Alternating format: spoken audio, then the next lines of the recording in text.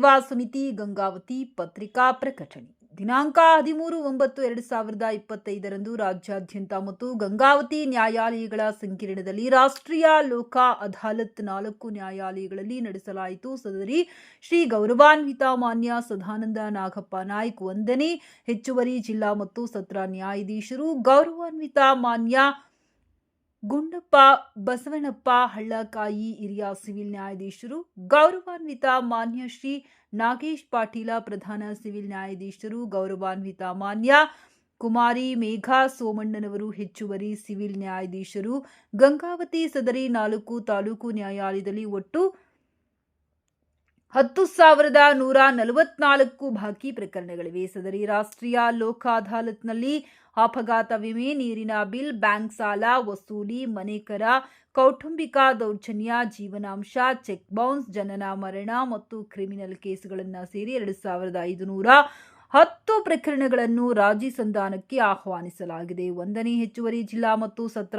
ನ್ಯಾಯಾಲಯದಲ್ಲಿ 15 ಮೋಟಾರ್ ವಾಹನ ಇತರೆ ಪ್ರಕರಣಗಳು 157, ಒಟ್ಟು 172 ಪ್ರಕರಣಗಳು ಇತ್ಯರ್ಥ. ಹಿರಿಯ ಸಿವಿಲ್ ನ್ಯಾಯಾಲಯದಲ್ಲಿ 15 ಮೋಟಾರ್ ವಾಹನ, 1 ವೈವಾಹಿಕ ಪ್ರಕರಣ, 13 ಬ್ಯಾಂಕ್ ಪ್ರಕರಣ, 6 ಚೆಕ್ ಬೌನ್ಸ್, 10 ಇನ್ನಿತರ ಪ್ರಕರಣಗಳು, ಒಟ್ಟು 45 ಪ್ರಕರಣಗಳು ಇತ್ಯರ್ಥ. ಪ್ರಧಾನ ಸಿವಿಲ್ ನ್ಯಾಯಾಲಯದಲ್ಲಿ 11 ಚೆಕ್ ಬೌನ್ಸ್, ಕೌಟುಂಬಿಕ ದೌರ್ಜನ್ಯ 86, ಜನನ ಮರಣ 1090, ಕ್ರಿಮಿನಲ್ ಕೇಸ್ ಇನ್ನಿತರೆ 106 ಪ್ರಕರಣಗಳು, ಒಟ್ಟು 1,293 ಪ್ರಕರಣಗಳು ಇತ್ಯರ್ಥ. 4 ಹೆಚ್ಚುವರಿ ಸಿವಿಲ್ ನ್ಯಾಯಾಲಯದಲ್ಲಿ 5 ಚೆಕ್ ಬೌನ್ಸ್, 1 ಕೌಟುಂಬಿಕ ದೌರ್ಜನ್ಯ 124, ಜನನ ಮರಣ 613, ಕ್ರಿಮಿನಲ್ ಕೇಸ್ ಇನ್ನಿತರ 32 ಪ್ರಕರಣಗಳು, ಒಟ್ಟು 775 ಪ್ರಕರಣಗಳು ಇತ್ಯರ್ಥ. 4 ನ್ಯಾಯಾಲಯಗಳು ಸೇರಿ ಲೋಕದ ಅದಾಲತ್ನಲ್ಲಿ ಒಟ್ಟು 2,233 ಪ್ರಕರಣಗಳು ಇತ್ಯರ್ಥಗೊಂಡಿರುತ್ತದೆ ಹಾಗೂ 4 ನ್ಯಾಯಾಲಯದಲ್ಲಿ ಸೇರಿ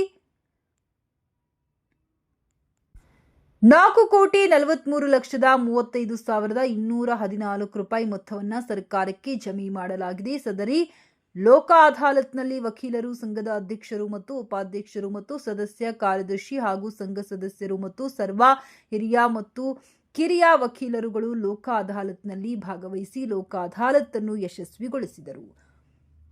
ಹಿರಿಯ ಸಿವಿಲ್ ನ್ಯಾಯಾಲಯದಲ್ಲಿ ಇದ್ದ ಪ್ರಕರಣವು ಕೌಟುಂಬಿಕ ಕಲಹಗಳಿಂದ ದೂರ ಉಳಿದ 1 ಜೋಡಿಯು ಇಂದು ಲೋಕ ಅದಾಲತ್ನಲ್ಲಿ ಒಂದಾಗಿದ್ದಾರೆ. ವ್ಯಾಜ್ಯ ಪೂರ್ವ 2,958 ಪ್ರಕರಣಗಳು ರಾಜಿ ಸಂಧಾನಕ್ಕೆ ಆಹ್ವಾನಿಸಲಾಗಿದೆ. ಸದರಿ ಲೋಕದ ಅದಾಲತ್ನಲ್ಲಿ ಒಟ್ಟು 570 ಪ್ರಕರಣಗಳು ಇತ್ಯರ್ಥಗೊಂಡಿರುತ್ತದೆ.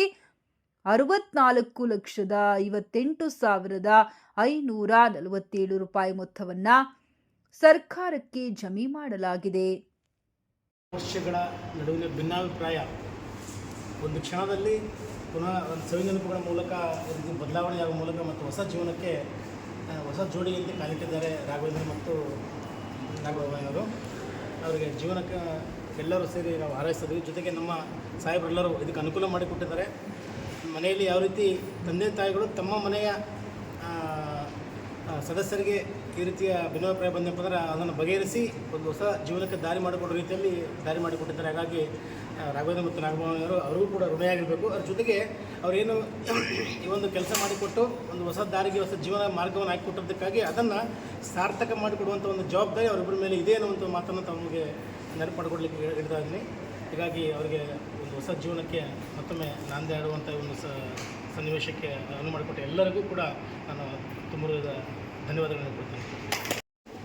ಈ ದಿನ ತುಂಬ ಸಂತೋಷದ ಕ್ಷಣಕ್ಕೆ ನಮ್ಮ ಗಂಗಾವತಿ ನ್ಯಾಯಾಲಯ ಕಾರಣೀಭೂತವಾಗಿದೆ. ಮೊಟ್ಟ ಮೊದಲಿಗೆ ಕಳೆದ ಹಲವು ವರ್ಷಗಳಿಂದ ರಾಘವೇಂದ್ರ ಮತ್ತು ದುರ್ಗಾ ಭವಾನಿ ಅನ್ನುವ ಇಬ್ಬರು ದಂಪತಿಗಳ ಮಧ್ಯೆ ಸಣ್ಣ ಪುಟ್ಟ ಭಿನ್ನಾಭಿಪ್ರಾಯಗಳಿಂದ ಏನು ಅವರಿಬ್ಬರು ಬೇರೆ ಬೇರೆಯಾಗಿ ಜೀವನ ಮಾಡ್ತಿದ್ರು. ಮಾನ್ಯ ಗೌರವಾನ್ವಿತ ಹಿರಿಯ ಶ್ರೇಣಿ ನ್ಯಾಯಾಧೀಶರ ಜೊತೆಗೆ ಎಲ್ಲ ನ್ಯಾಯಾಧೀಶರ ಮಾರ್ಗದರ್ಶನ, ಅವರ ಸಲಹೆಯನ್ನು ಸ್ವೀಕಾರ ಮಾಡಿ ಇರುವರು ದಂಪತಿಗಳು ತಮ್ಮೆಲ್ಲ ಕೈ ಘಟನೆಗಳನ್ನು ಮರೆತು ಮುಂದೆ ಉತ್ತಮ ಭವಿಷ್ಯವನ್ನು ನಡೆಸಿಕೊಂಡು ಹೋಗೋದಕ್ಕೆ ಒಂದು ಒಳ್ಳೆಯ ತೀರ್ಮಾನವನ್ನು ಮಾಡಿದ್ದಾರೆ. ಸಮಾಜಕ್ಕೆ ಇದೊಂದು ಒಳ್ಳೆಯ ಸಂದೇಶ.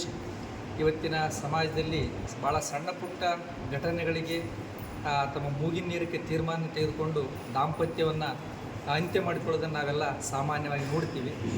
ಇವತ್ತಿನ ಇವರಿಬ್ಬರ ನಿರ್ಧಾರ ಆ ಸಮಾಜಕ್ಕೆ ಒಂದು ಮಾದರಿಯಾಗಲಿ.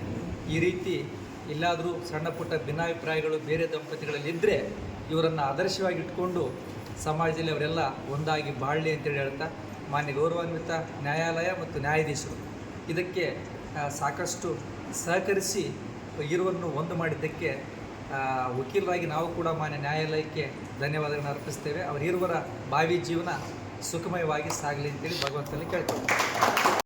ಒಳ್ಳೆಯದಾಗಿ ಒಳ್ಳೆ ನಿರ್ಧಾರ ಮಾಡಬೇಕು.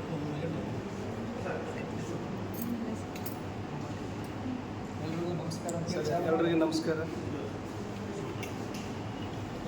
ಇಷ್ಟು ದಿನ ಏನು ಆಗೈತಿ, ಇಷ್ಟು ದಿನ ನಾವು ಅವರು ಸಣ್ಣರಿದ್ದರು, ನಾವು ಸಣ್ಣರಿದ್ವಿ, ಏನೋ ಹಂಗೆ ಆಗ್ಬಿಟ್ಟೈತಿ. ಇಷ್ಟು ವರ್ಷ ನಮ್ಮದು ಟೈಮ್ ಹಂಗೈತಿ, ಹಂಗೆ ಹೋಗ್ಬಿಟ್ಟೈತಿ. ಇವರು ನನ್ನ ಸಲ ಇಷ್ಟು ದಿನ ವೇಟ್ ಮಾಡಿರೋದಕ್ಕೆ ನನಗೂ ಒಂದು ಮನಸ್ಸು ಬಂದಿರ್ತೈತೆ. ಆಮೇಲೆ ನಮ್ಮ ವಕೀಲರು, ನಮ್ಮ ಶರಣಪ್ಪ ಸಚಿವರ ವಕೀಲರು, ಆಮೇಲೆ ಗುತ್ತಿಗೆದಾರ ನಾಗರಾಜ್ ವಕೀಲರವರು, ನಮ್ಮ ಸಾಬರು, ದೊಡ್ಡ ಸಾಬ್ರೆಲ್ಲ ಹೇಳಿರೋದಕ್ಕೆ ನಾವು ಒಂದು ಮನಸ್ಸು ಇದು ಮಾಡ್ಕೊಂಡು ಇವತ್ತಿಬ್ಬರು ಕೂಡ ಒಂದಾಗಿ ಕೋರ್ಟಿಗೆ ಇವತ್ತು ಹಾಜರಾಗಿದ್ದೀವಿ. ಮತ್ತು ಒಳ್ಳೆಯಾಗಿ ನೀಟಾಗಿ ಜೀವನ ಮಾಡ್ಕೊತ ಹೋಗ್ತೀವಿ. ಮತ್ತು ಇಂಥದ್ದು ಯಾವುದೋ ಮತ್ತೆ ರಿಪೋರ್ಟ್ ಆಗ್ಲಾರ ನೀಟಾಗಿ ಮಾಡ್ಕೊತ ಹೋಗ್ತೀವಿ.